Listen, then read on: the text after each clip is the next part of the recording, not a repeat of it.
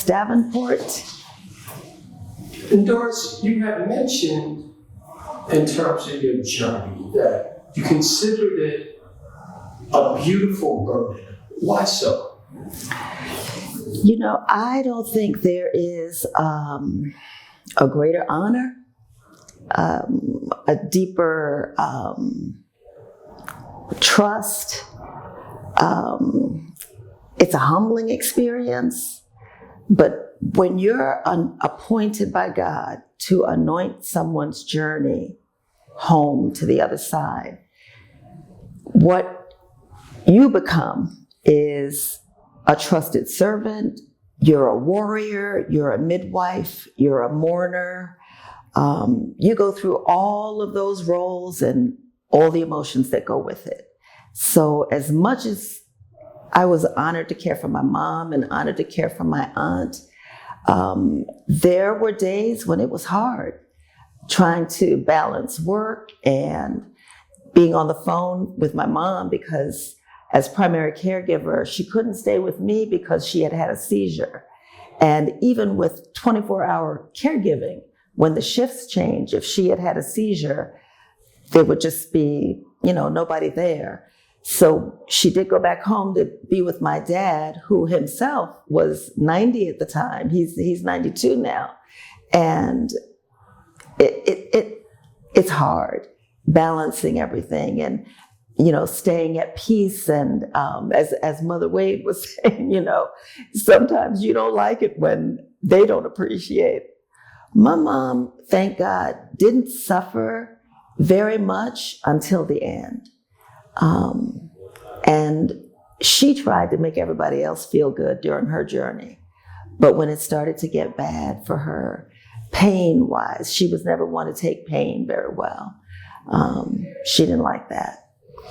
Did you ever come, despite your seminary training, did you ever come to the point in terms of saying, why me?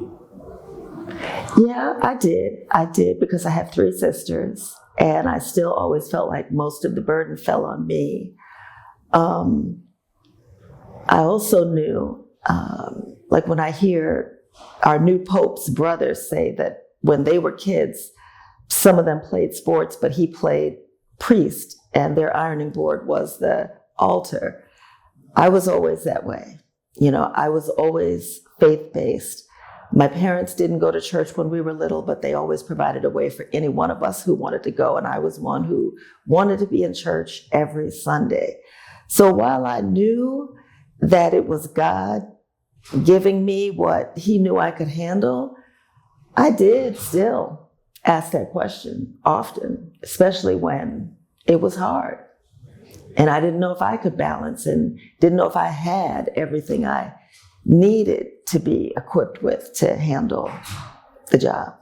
If you were to give advice in terms of being well equipped, what would your satchel, what would your bag, your medicine bag include?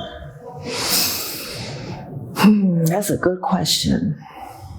I think that the first thing I would say needs to be in that satchel is humility, because so much of what you do is just selfless.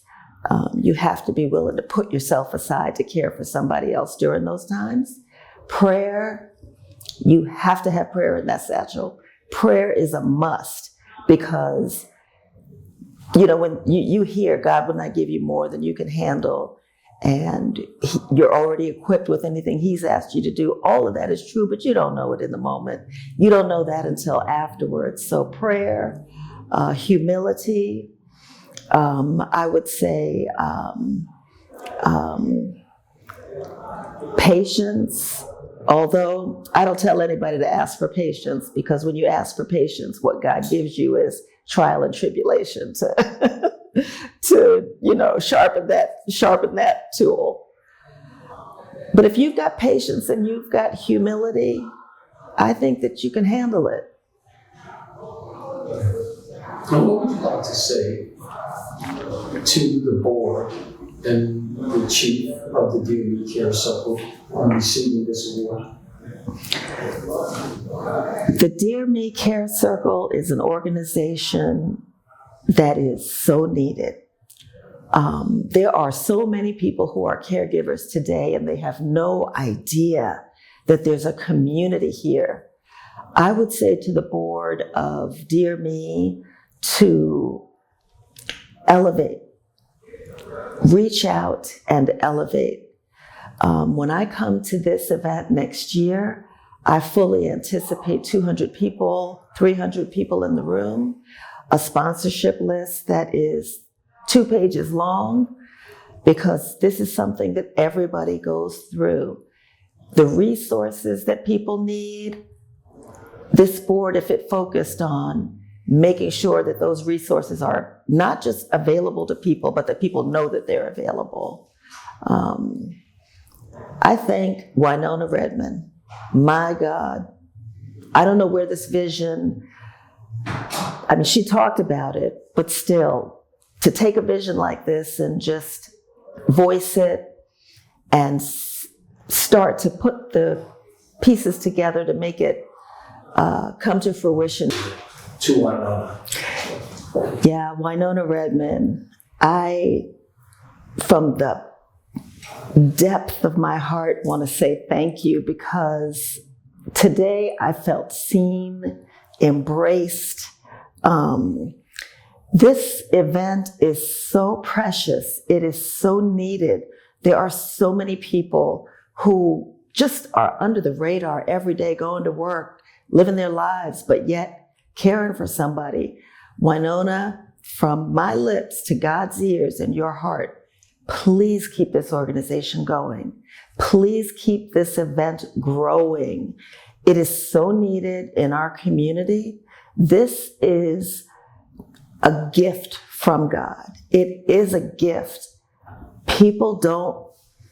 No one says thank you. No one knows. You can drop off the face of the earth. I almost disappeared for 3 or 4 years. Do you think people pick up the phone and wonder, where are you? How are you doing? You get immersed in what you're doing. And events like this, in a community of people who understand, who experience what you experience, thank you so much. Thank you, thank you, thank you. And I know that everybody who participates in one of these events will lift a hand for the next one, me included. God bless you.